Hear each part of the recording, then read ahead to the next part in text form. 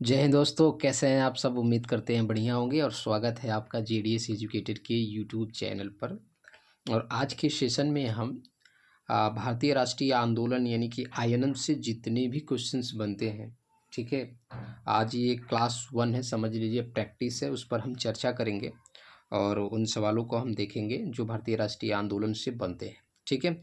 Teaching exam हो गया, कोई भी टीचिंग एग्ज़ाम हो गया जिसमें एसएसटी सब्जेक्ट है, तो उसमें आपको आईएनएम देखने को जरूर मिलेगा, ठीक है। तो पहला क्वेश्चन आपसे पूछ रहा है कि भारत में प्रथम राजनीतिक संगठन, ठीक है, प्रथम राजनीतिक संगठन की स्थापना 1838 में हुई। इसकी स्थापना जो हुई उसका नाम क्या था, ठीक है।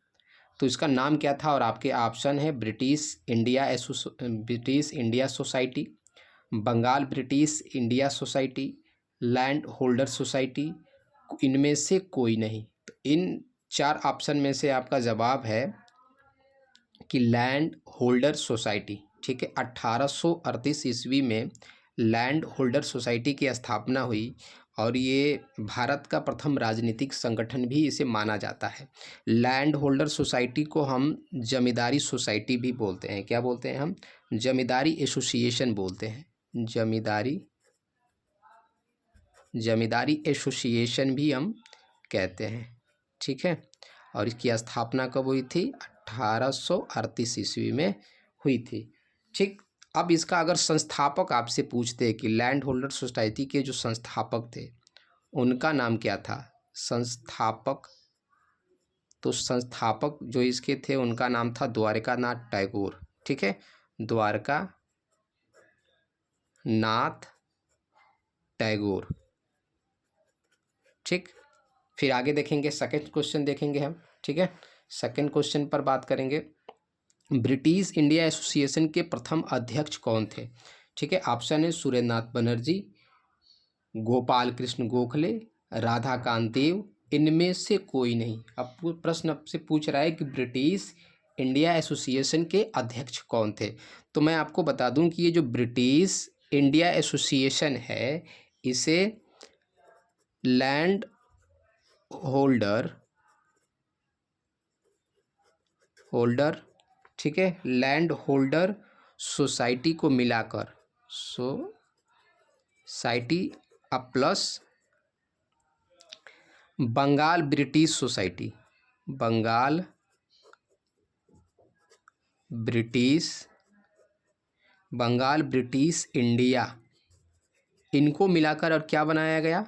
ब्रिटिश इंडिया एसोसिएशन बनाया गया। यानी इन दो पार्टियों को मर्ज कर और ब्रिटिश इंडिया एसोसिएशन बनाया गया, ठीक है।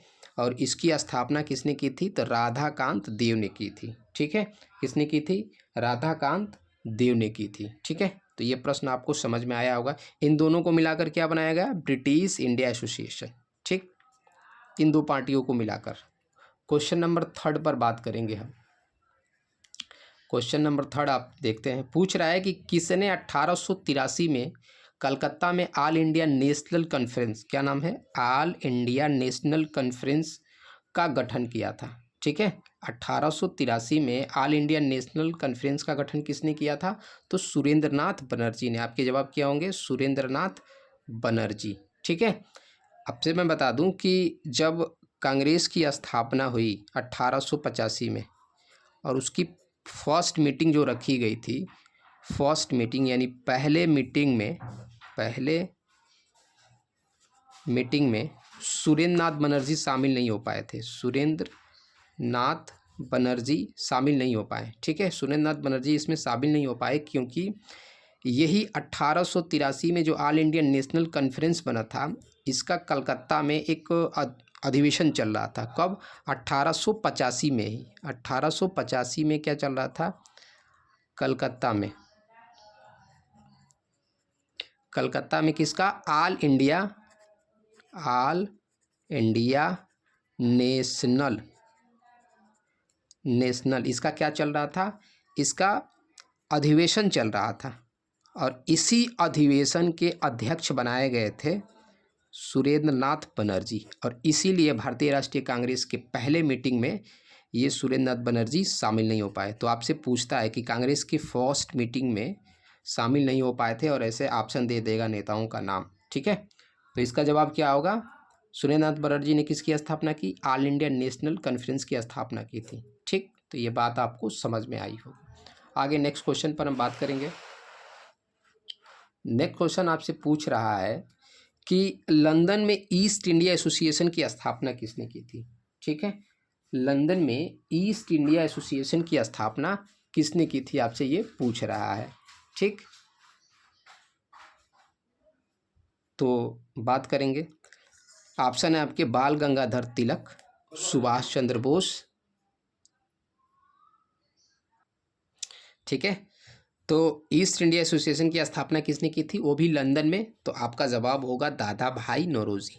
ठीक है, Dada Bhai Naoroji. British House of Commons के में इन्होंने चुनाव लड़ा था, और इसके लिए इन्होंने बहुत कम वोटों से इन्होंने जीत हासिल की थी। इसीलिए इनको क्या कहा जाता है? मिस्टर नैरो मेजोरिटी कहा जाता है। क्या जाता है? Mister narrow majority. ठीक है, इनको और भी नामों से जाना जाता है। इनको grand old man of India भी कहा जाता है, ओल्ड मैन ऑफ इंडिया। ठीक है, इंडिया कहा जाता है। और इनको क्या कहा जाता है? ठीक है, इनको ग्लास्टन ऑफ इंडिया भी कहा जाता है, ग्लास्टन। ठीक है, ग्लास्टन ऑफ इंडिया। ठीक है, प्रश्न आपसे पूछता है कि दादा भाई नौरोजी भारतीय राष्ट्रीय कांग्रेस के कुल कितने बार अध्यक्ष रहे? तो इसको भी हम जान लेते हैं। ये कांग्रेस के 3 बार अध्यक्ष रहे, कांग्रेस के 3 बार अध्यक्ष रहे। अगर इसका डेट पूछ दे कि 3 बार अध्यक्ष रहे कब कब, तो एक तो कांग्रेस का जो सेकंड अधिवेशन हुआ था 1886 ईस्वी में। ठीक है, जो कलकत्ता में हुआ था। कहाँ पे हुआ था? कलकत्ता में हुआ था, वहाँ पे अध्यक्ष रहे सेकंड में। ठीक है, सेकंड में। उसके बाद से ये 1893 ईस्वी में जो लाहौर अधिवेशन हुआ था उसके अध्यक्ष रहे।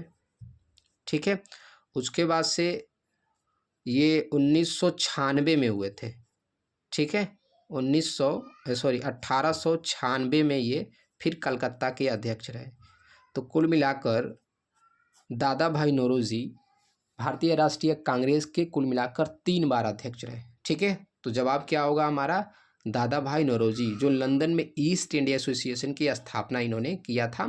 भारतीय राष्ट्रीय कांग्रेस जो पार्टी थी वो भारत से बाहर भी इसके लिए एक जनमत तैयार किया जा रहा था। ठीक है, आगे बात करें हम, नेक्स्ट क्वेश्चन देखेंगे।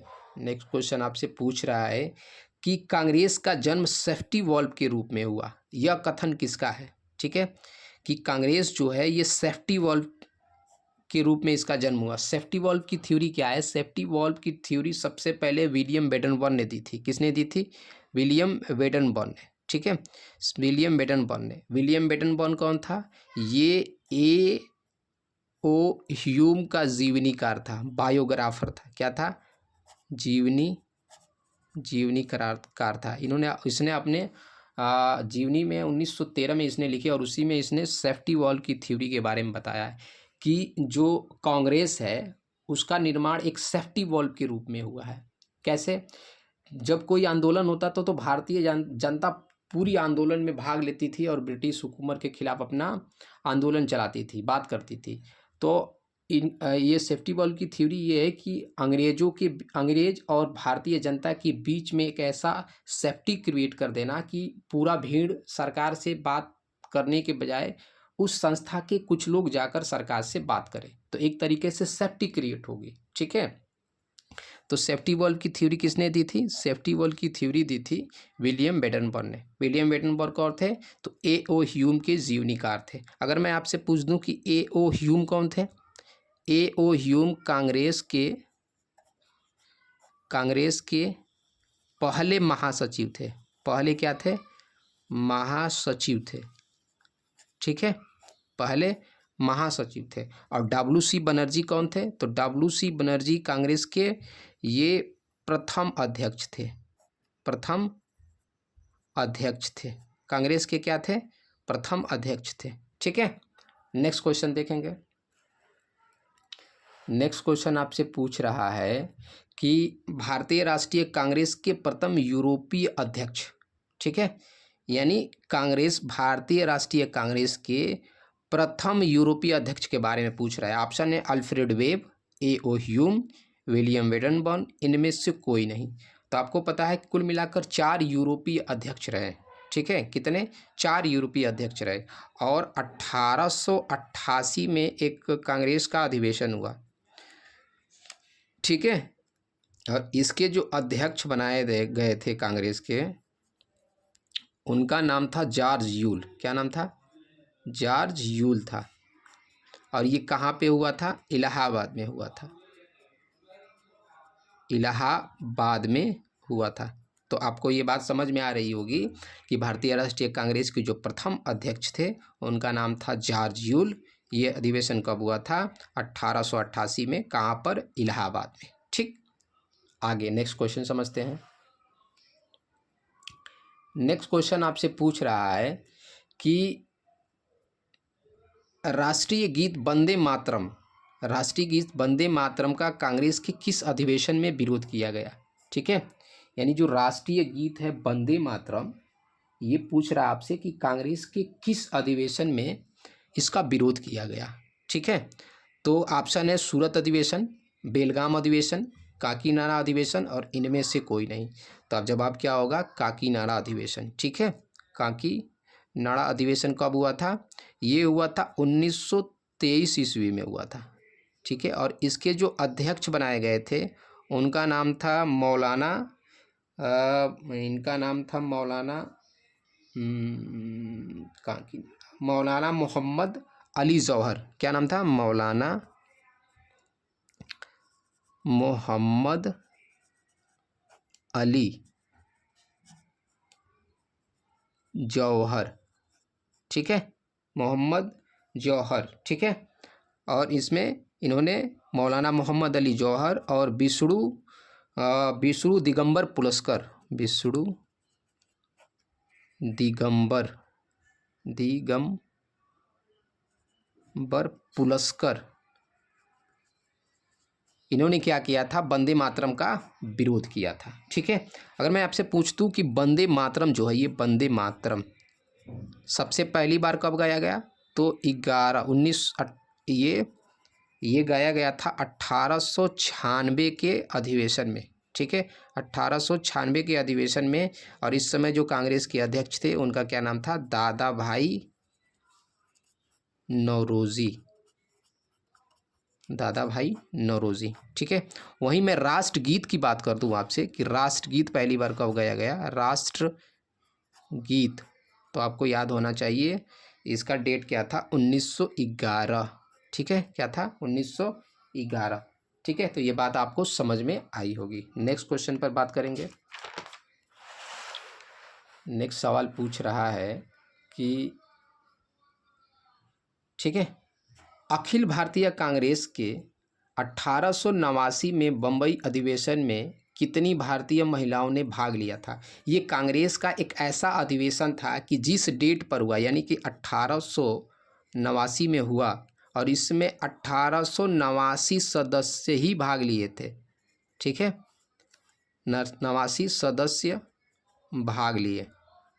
ठीक है, तो पूछ रहा है कि इस समय जो 1889 में कांग्रेस का अधिवेशन हुआ, इसमें कितने भारतीय महिलाओं ने भाग लिया था? तो आपके ऑप्शन है 10, 8, 5, इनमें से कोई नहीं। जवाब क्या होगा?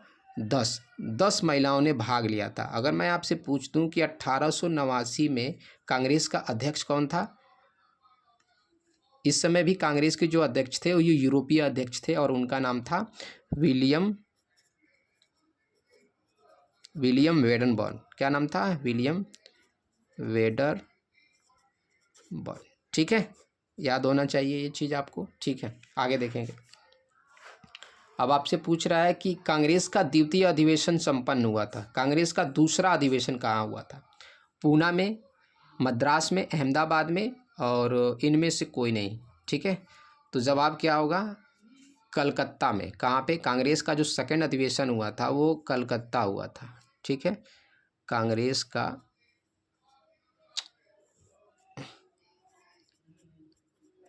कांग्रेस का सेकेंड अधिवेशन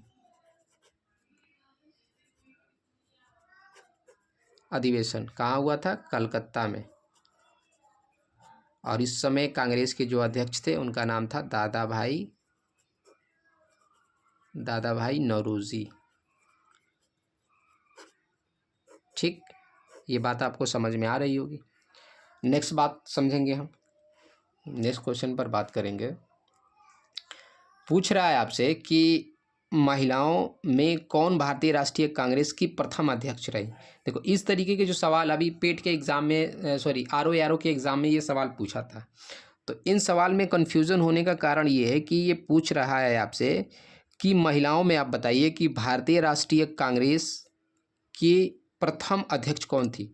तो अगर आपसे पूछे कि कांग्रेस की प्रथम अध्यक्ष तो जवाब होगा हमारा एनी बेसेंट। क्या नाम था? Sorry, Annie Besant. ठीक, डेट क्या था? 1917 में ये अध्यक्ष बनी। अगर यहीं आपसे पूछ दे कि भारतीय राष्ट्रीय कांग्रेस का प्रथम भारतीय महिला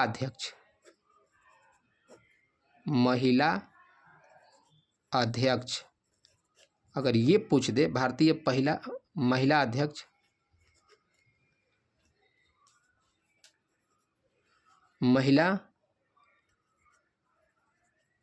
अध्यक्ष तो जवाब होना चाहिए सरोजिनी नायडू। ठीक है, सरोजिनी नायडू। ठीक है, और तारीख क्या था, डेट क्या था, सन क्या था? 1925 के कानपुर अधिवेशन। ठीक है, तो ये क्वेश्चन आपसे स्पष्ट हुआ होगा। अरुणा आसफ अली की अगर बात करें तो जैसे दादा भाई नौरोजी को ग्रैंड ओल्ड मैन इंडिया कहा जाता है, ठीक उसी तरह इनको ग्रैंड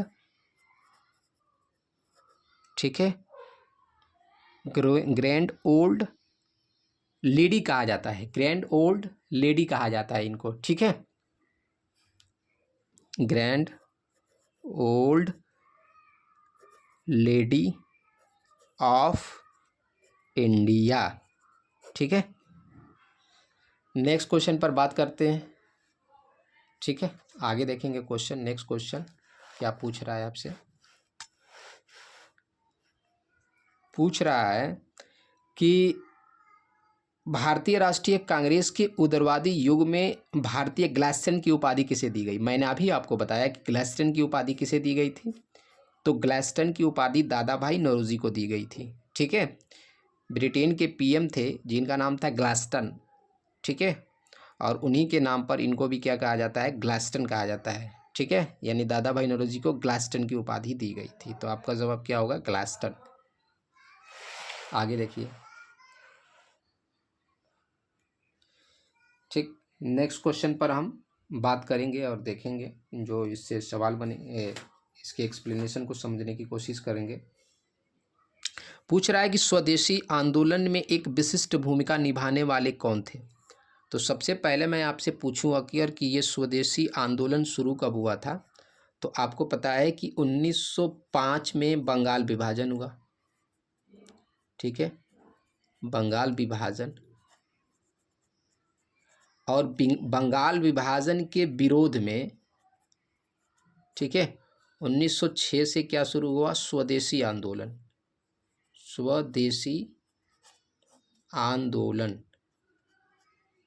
ठीक है, यानी देसी वस्तुओं पर क्या दिया गया? बल दिया गया, बात किया गया देसी वस्तुओं पर। ठीक, उसके बाद तो ये सवाल आपसे पूछ रहा है कि इस आंदोलन में जो विशिष्ट भूमिका निभाने वाले लोग थे उसमें बंगाल के छात्र थे, किसान थे, दुकानदार थे और व्यापारी थे। तो इसमें सबसे ज़्यादा अगर किसी ने भूमिका निभाई तो बंगाल के छात्रों ने निभाई। ठीक है, और इसके लिए सरकार ने क्या किया था? कार्लाइल सर्कुलर जारी कर दिया था। कार्लाइल सर्कुलर क्या होता था कि जो छात्र स्वदेशी आंदोलन में भाग लेंगे उन्हें क्या कर दिया जाएगा? उन्हें स्कूलों से रिस्ट्रिकेट कर दिया जाएगा। तो छात्रों के लिए कौन सा कानून चलाया गया था? तो कार्लाइल सर्कुलर। सर्कुलर। ठीक है, तो भारतीय जो नेता थे उन्होंने क्या किया कि आप घबराओ नहीं छात्रों, तुम लोगों के लिए हम लोग क्या करेंगे, एंटी कार्लाइल सर्कुलर जारी करेंगे। ठीक है, हम खुद का स्कूल खोलेंगे अपना। बात समझ में आई? आगे देखेंगे। अब पूछ रहा है कि एनी बेसेंट द्वारा प्रारंभ किया गया स्वराज शासन का लक्ष्य क्या था? ठीक है, 1916 में 1916 में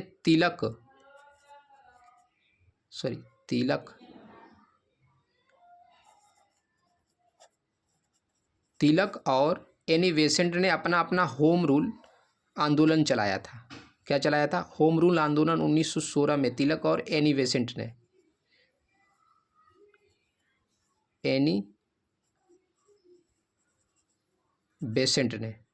ठीक है, एनी बेसेंट ने क्या चलाया था? होम रूल आंदोलन चलाया था। और उसमें ये कहा गया था कि हमें क्या चाहिए, हमें आयरलैंड के तर्ज पर क्या चाहिए, स्वशासन चाहिए।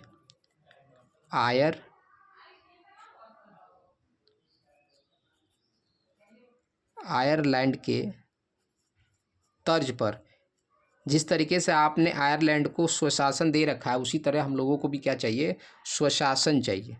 स्वशासन यानी कि सेल्फ रूलिंग। ठीक है, तो पूछ रहा है कि एनी बेसेंट द्वारा प्रारंभ किया गया स्वशासन आंदोलन का लक्ष्य क्या था? भारतीय जनता को शिक्षित करना? नहीं, ये नहीं था। भारत के लिए स्वशासन प्रारंभ करना, प्रशासन में ब्रिटिश सरकार के विरुद्ध आंदोलन करना? नहीं, आंदोलन करना नहीं था, ये था भारत के लिए स्वशासन प्रारंभ करना। ठीक है, भारत के लिए क्या करना, स्वशासन प्रारंभ करना। ठीक, नेक्स्ट क्वेश्चन पर बात करेंगे।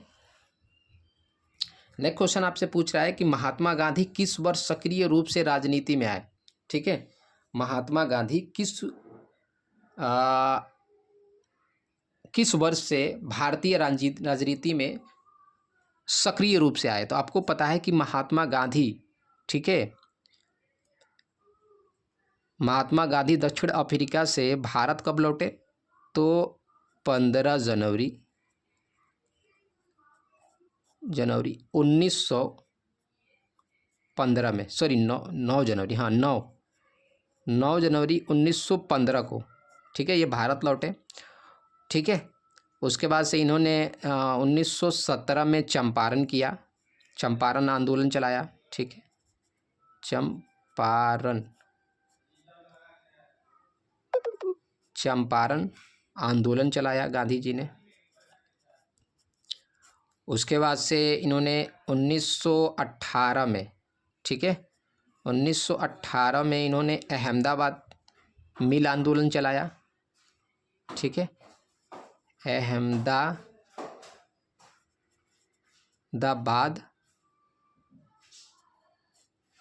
गलत हो जा रहा है, अहमदाबाद मिल आंदोलन।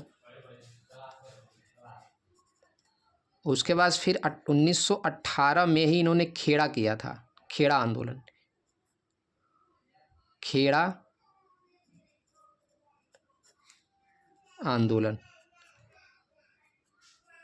ठीक है, लेकिन अगर पूछे आपसे कि सक्रिय रूप से राजनीति में प्रवेश कब किए? ठीक है, सक्रिय रूप से राजनीति में प्रवेश कब किए? तो 1919 का जो रॉलेट एक्ट आया था उसके विरोध में इन्होंने अपना सक्रिय भागीदारी निभाई। ठीक है, 1905 में क्या था? 1905 में बंगाल विभाजन हुआ था, बंगाल विभाजन। ठीक है,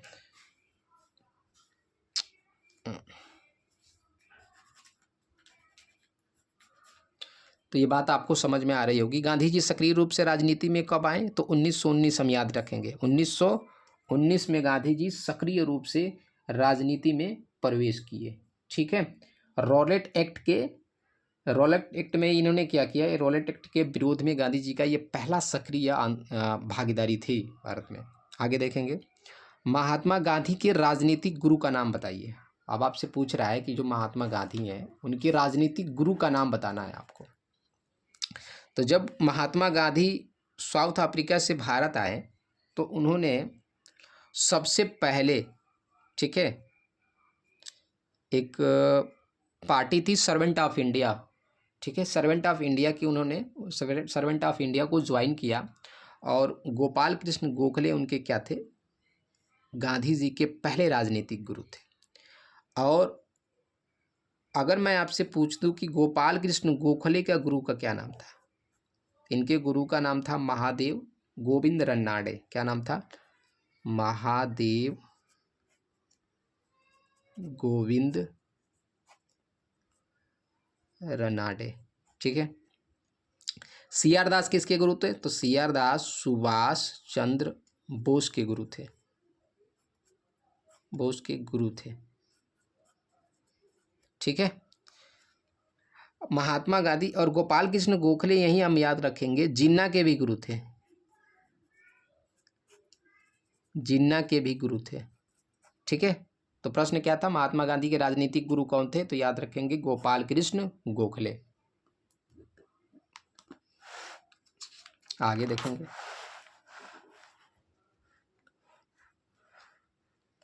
प्रश्न पूछ रहा है आपसे कि किसने कहा था कि हिंदू और मुस्लिम भारत की दो आंखें हैं?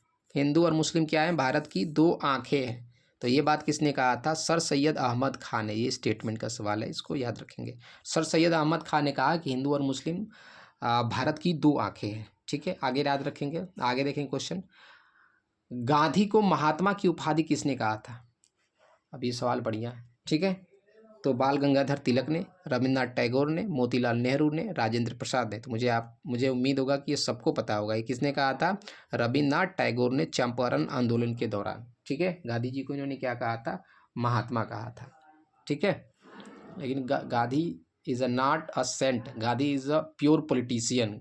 गांधी महात्मा नहीं थे। गांधी एक बहुत बड़े राजनीतिज्ञ थे। उनको कब पता था कि हमें आंदोलन में आगे बढ़ना है और कब पीछे हटना है, ये चीज़ वो जानते थे। एक फल आगे या तीन फल पीछे वाला। आगे देखेंगे। दक्षिण अफ्रीका से लौटने के बाद महात्मा गांधी ने किस संगठन की सदस्यता ली? हमने अभी आपको बताया, जब गांधी जी दक्षिण अफ्रीका से वापस लौटे तो उन्होंने सबसे पहले किस एक संगठन की इन्होंने सदस्यता ली? तो भारतीय राष्ट्रीय Congress, home rule league, servant of India, इनमें से कोई नहीं। तो आपके जवाब होने चाहिए सर्वेंट ऑफ इंडिया, जिसकी स्थापना 1905 में हुई थी। ठीक है। किसने किया था? गोपाल कृष्ण गोखले। गोपाल कृष्ण गोखले। ठीक है। इन्होंने गांधी जी से कहा कि पहले ऐसा है कि पहले आप भारत को समझिए और भारत को समझिए अच्छे तरीके से। तो गांधी जी गोपाल कृष्ण गोखले के कहने पे गांधी जी क्या करते हैं? पहले भारत भ्रमण करते हैं, भारत के स्ट्रक्चर को पहले समझते हैं, भारत की सोसाइटी को समझते हैं कि हमें अगर इसमें राजनीति में आना है तो हमें पहले पूरी तरीके से समझना होगा किसानों को, व्यापारियों को। ठीक है। बड़े बड़े जो उद्योगपति थे उनको सबको समझना था। तो इनके कहने पर वो क्या करेंगे? पहले भारत को अच्छे तरीके से समझने की कोशिश करेंगे। आगे देखेंगे। नेक्स्ट क्वेश्चन पूछ रहा है कि भारत की राजधानी पुरानी दिल्ली से नई दिल्ली कब हस्तांतरित हुई? ठीक है। पुरानी दिल्ली से नई दिल्ली कब हस्तांतरित हुई? ठीक है। ये आपसे सवाल पूछ रहा है। ठीक। तो आपका जवाब है 12 फरवरी 1931, 4 फरवरी 1931, 20 फरवरी 1931 और 10 फरवरी 1931। तो जवाब क्या होगा? 12 फरवरी 1931। ठीक है। अगर मैं देखूं यहाँ पे, मैं आपसे बता दूं कि कलकत्ता से दिल्ली राजधानी कब परिवर्तित हुई? 1912 में। ठीक है। 1912 में। वहीं मैं दिल्ली से पूछूं आपसे कि दिल्ली से और नई दिल्ली राजधानी कब परिवर्तित हुई? तो 12 फरवरी। ठीक है। 1931। ठीक है। ये बात हम याद रखेंगे। नेक्स्ट क्वेश्चन पर बात करेंगे।